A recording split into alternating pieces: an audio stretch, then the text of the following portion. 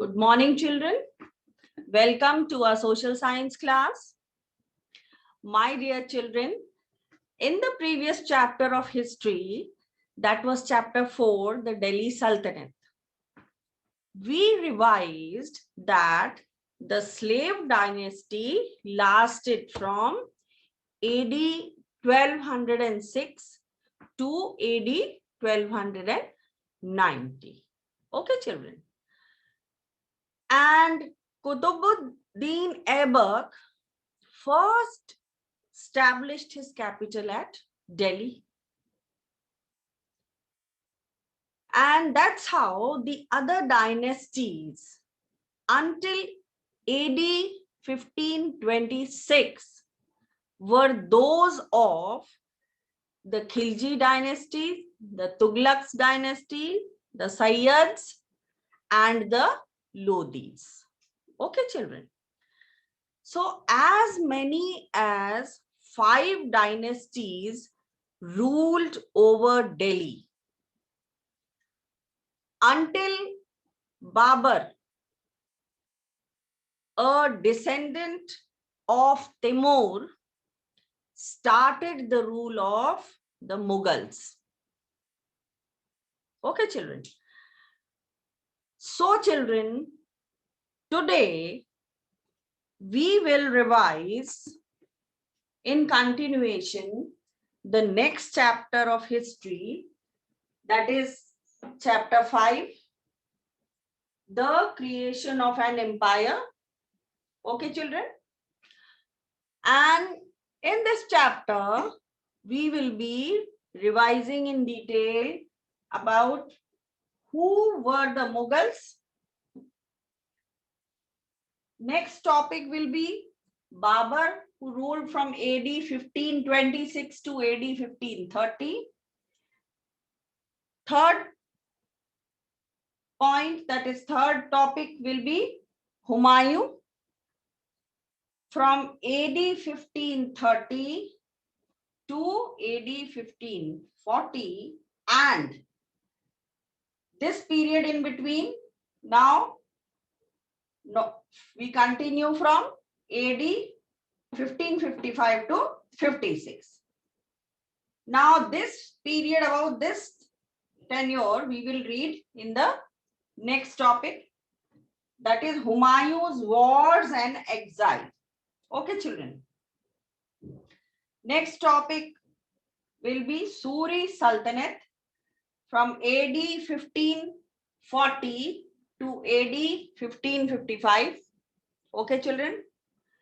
And the last topic will be Sher Shah Suri, who ruled from AD 1540 to AD 1545. So this is all about this chapter. Today we will be revising history, chapter 5, the creation of an empire. So my dear children, I hope you all are fit and fine. And now I will be sharing the screen for the revision, and all of you all please pay attention and follow up.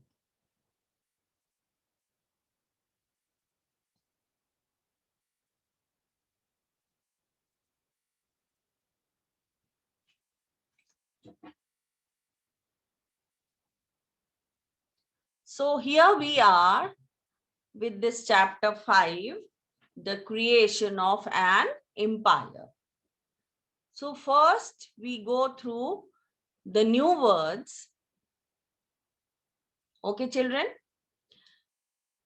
New words to remember. These words will be coming in between the chapter during reading time. So you must know the meaning of all these new words. First word is standing army. Means regular army, ever ready for action or combat. Next word is Ibadat Khana. Ibadat Khana means the hall of worship built by Akbar at Fatehpur Sikri. Here, religious discussions were held. Okay, children. Next word is coronation. Coronation means a ceremony in which crown is formally placed on the head of a new prince. Next word is Khalsa. Khalsa, the term meaning is pure, the pure, was used for the Sikhs when the 10th Guru, Guru Gobind Singh, began to organize them as soldiers for fighting against the Mughal armies. Okay, children. Next word is treaty. Treaty means an agreement between two or more states. Next word is guerrilla. Guerrilla is a warfare carried out by a small group of soldiers who use tactics to overpower the enemy. It is known as guerrilla warfare. Okay. Next word is mansab. Mansab means a rank or position under the Mughals. Each mansab maintained a certain number of horses. Okay, children. Now, the first question arises, who were the Mughals? So, we are going to read in detail about who were the Mughals. With the advent of the Mughals began a new era in the Indian history. Mughal Empire was established by Babur. He was related to Timur, that is the ruler of Iran, Iraq, and Turkey. On his father's side, and Genghis Khan, ruler of the Mongol tribes, on his mother's side. In fact, the Mughals did not like to be associated with the Mongols, who were terrible people. The Mongols had often raided the northwestern frontier. They had killed many people. The Mughals pointed with pride. So this was the reason that the Mughals pointed with pride to their Timurid ancestors, because Timur had seized Delhi in AD 1398. And Babur, a Timurid prince of the 4th generation, established the Mughal dynasty.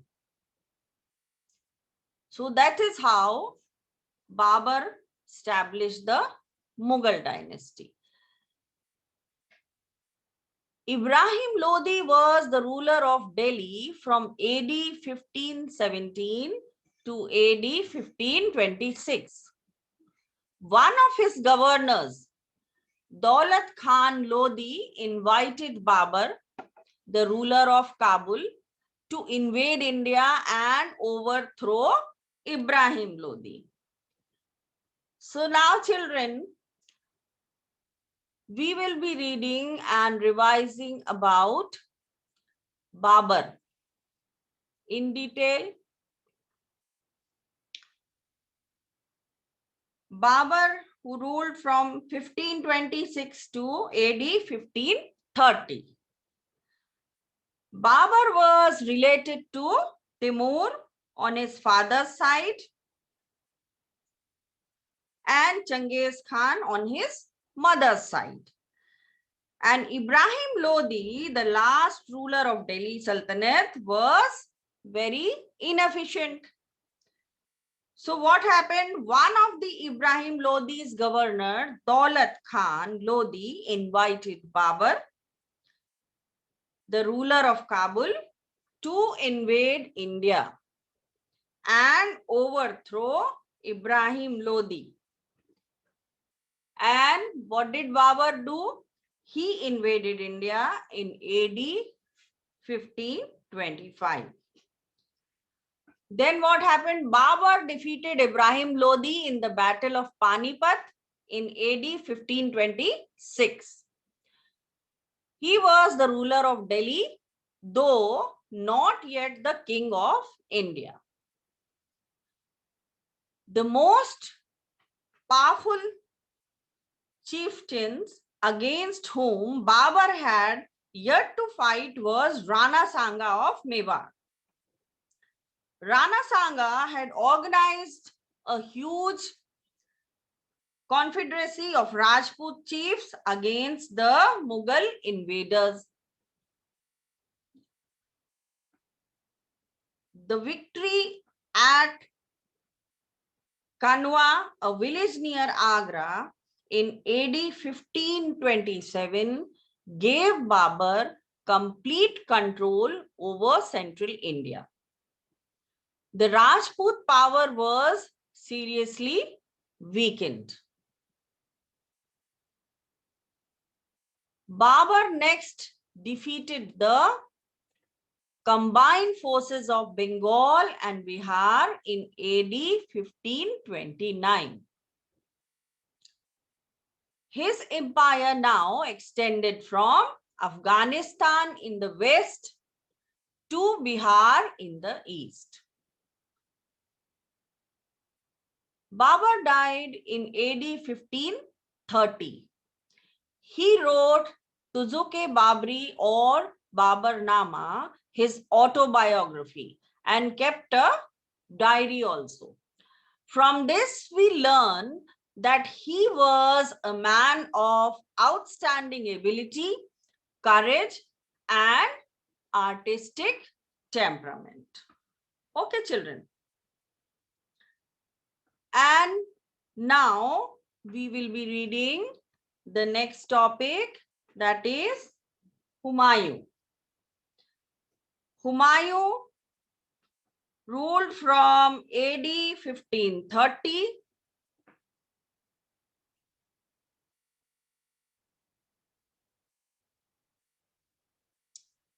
from AD 1530 to AD 1540 and from AD 1555 to AD 1556.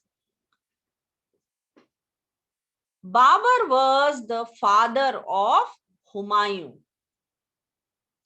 Humayun was the son of Babur. So that's why we are reading about Humayun. So what happens next?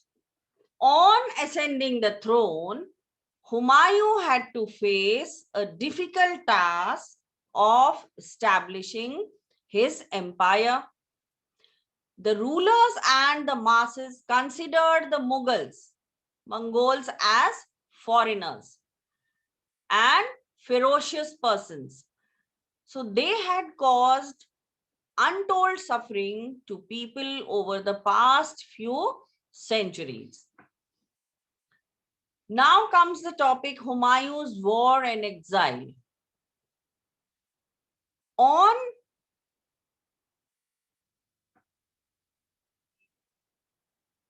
this topic, we will be revising about the wars and his exile time and how did it happen. So Humayun's kingdom was surrounded by several hostile powers. Hostile means aggressive people. Okay. And these included the Afghan chiefs, Sher Shah Suri, the ruler of Gujarat, Bahadur Shah, and his own brothers Kamran, Hindal, and Askari.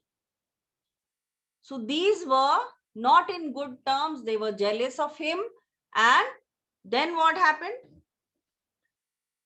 Humayun's brother Hindal. One of the brother was who? Hindal. So what did he do? Humayun's brother Hindal's treachery enabled Sher Shah Suri. Treachery means betraying by cheating. So Humayun's brother Hindal, he betrayed Humayun by cheating. How? Enabled Sher Shah Suri, the Afghan chief of Chunar, Bihar, to defeat Humayun's forces at Chausa in AD 1539. Okay, children. Then what happened next? It was from here that Humayun was on the run, and the Afghan chief Sher Shah Suri followed him wherever he went. So this happened with Humayun, that his own brother Hindal, he betrayed him, and his treachery enabled Sher Shah Suri, the Afghan chief of Chunar in Bihar, to defeat Humayun's forces at Chausa, and that happened in 1539. So since that time it was that Humayun was on the run, and the Afghan chief Sher Shah Suri followed him wherever he went.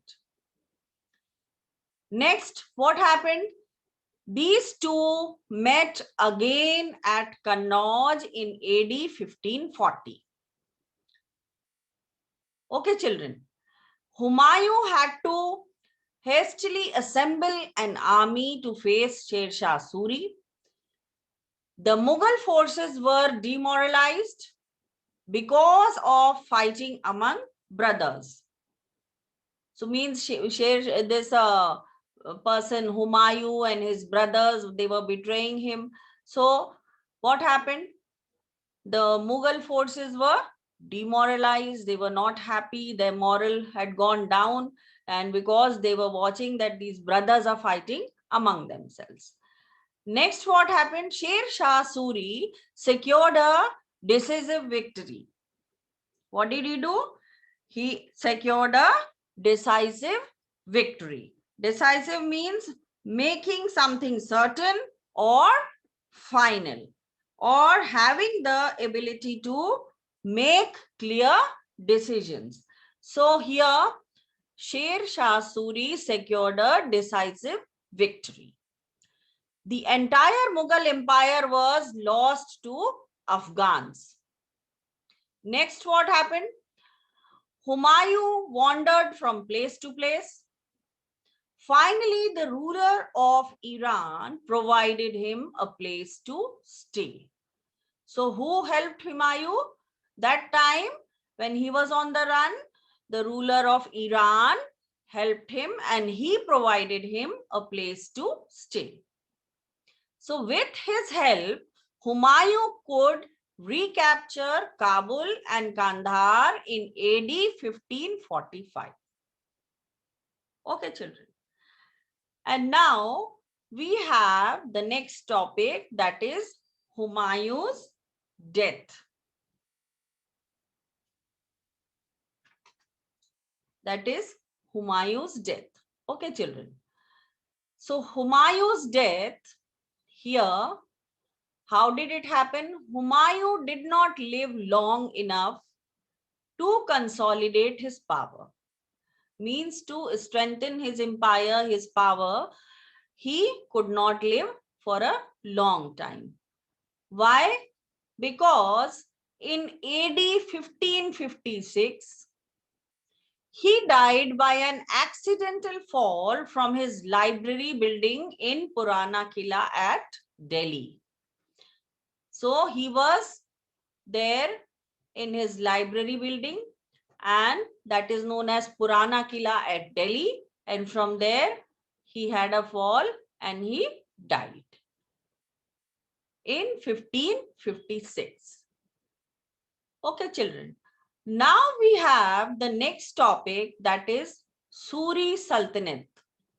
So we will be revising about Suri Sultanate from AD 1540 to AD 1555.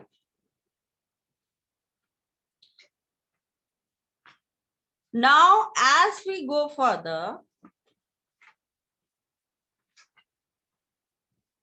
in Suri Sultanate, at the time when Sher Shah Suri ascended the throne, he was already 67 years old. How old was he? 67 years old. And his original name was Farid. He had been given the title Sher Shah because he had once killed a tiger. That's why he was given the title Sher Shah. From a mere landholder, he rose to become the Sultan of Delhi. During his 5 years rule, he conquered Malwa, Rajasthan, and Sindh and laid the foundation of a strong administrative system. His empire extended from Bengal to Indus, except Kashmir. He died in May 1545 in a gunpowder explosion while assaulting the fort of Kalinjar. His tomb is at Sasaram in Bihar.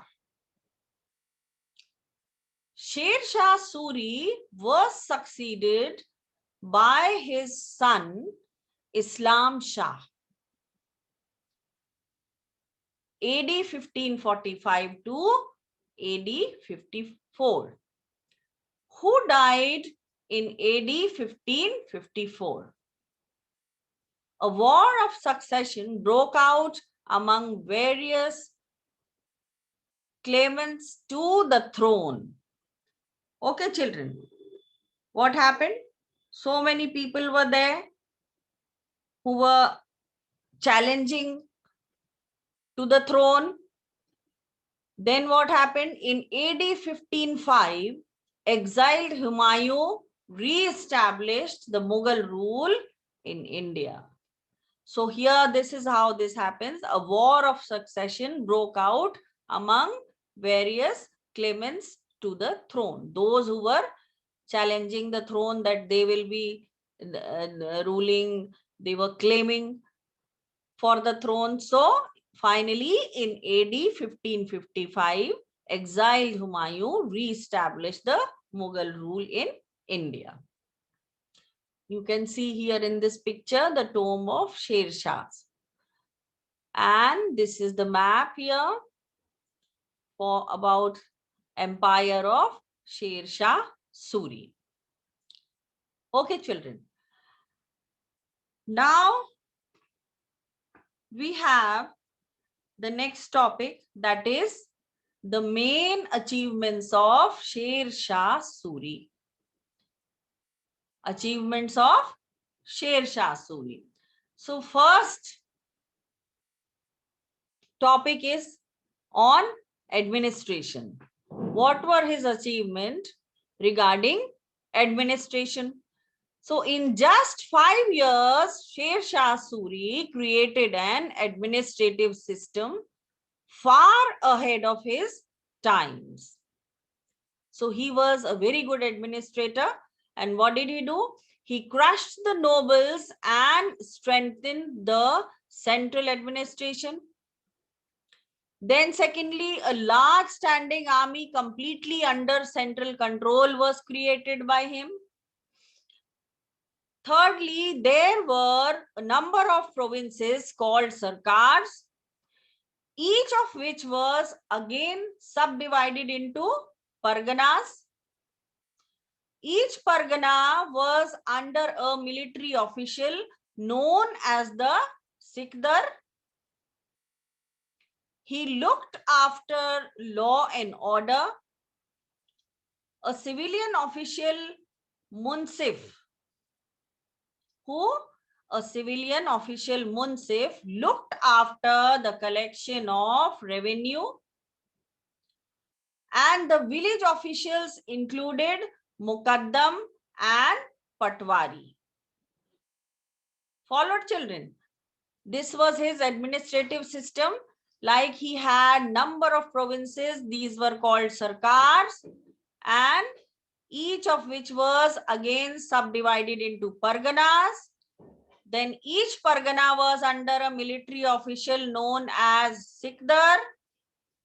Then Sikdar looked after law and order. And a civilian official, Munsif, looked after the collection of revenue. And the village officials included Mukaddam and Patwari. Next, what did he do? He also had an efficient espionage system. You know, children, what did he have? He had an efficient espionage system. Espionage system is the activity of finding out the political and military secrets of your enemies by using spies. So when people use spies, that was known espionage system. Okay, children. So he had also an efficient espionage system. I repeat, this system is the activity of finding out the political military secrets of the particular person's enemies by using spies. Then he also held each high official,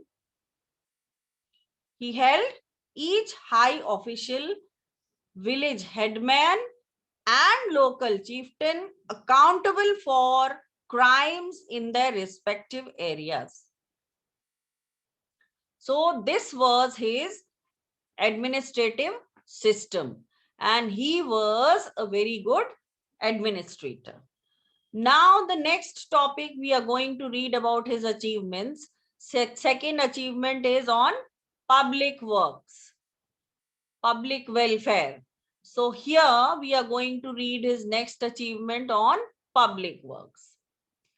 Sher Shah Suri paid great attention to the means of transport and communication.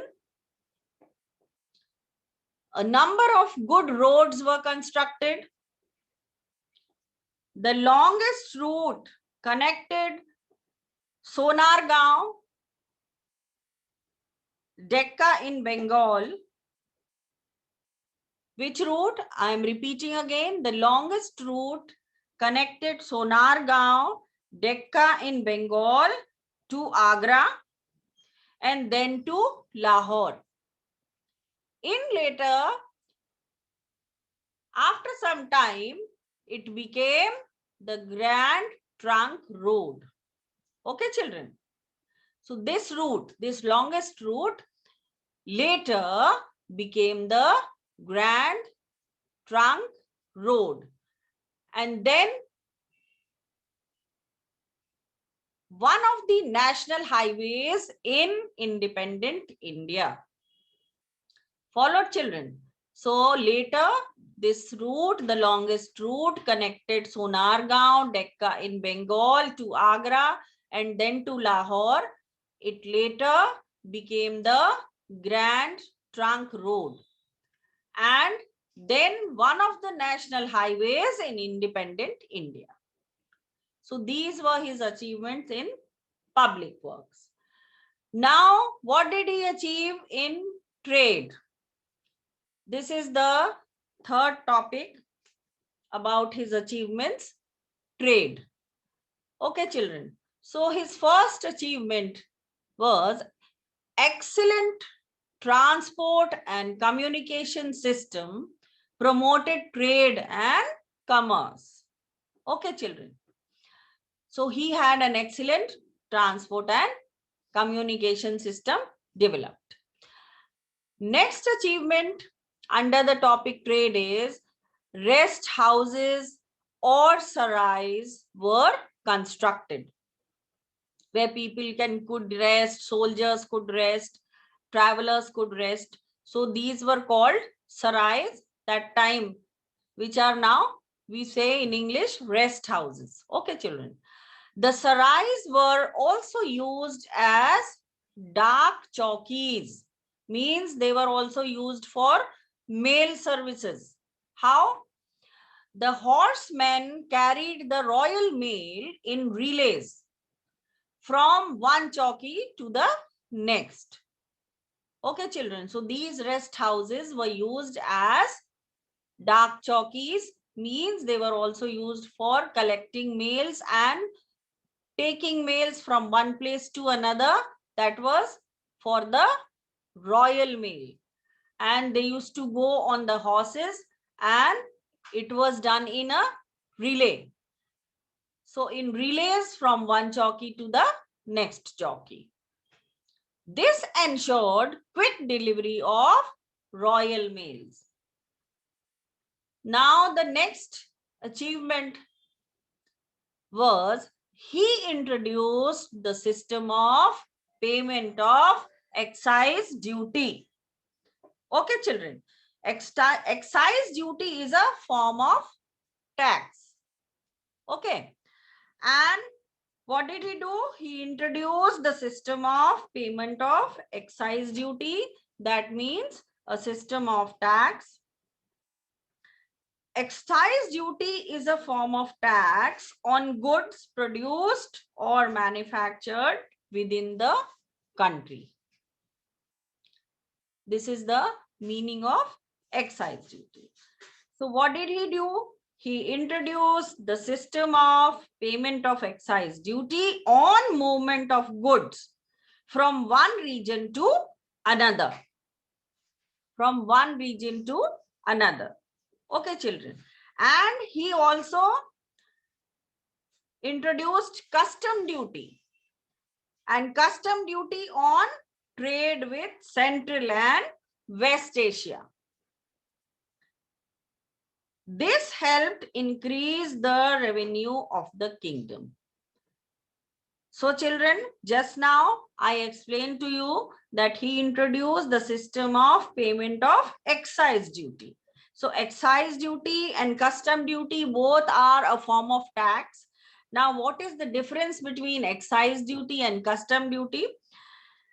Excise duty is a form of tax on goods produced or manufactured within the country. And custom duty is a form of tax to the goods that are sold in India but were produced in a different country. Custom duty is to be paid by the importer of the goods. Okay, children. So now you know he was so clever. He introduced the system of payment of excise duty and custom duty on trade with Central and West Asia. Then what was done? So because of these tax, that is excise duty and custom duty, this helped to increase the revenues of the kingdom. So children, this is all for today. Thank you for watching. See you in the next class.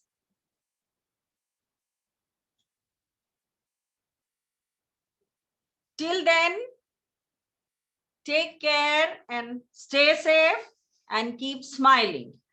And children, don't forget to revise the chapter.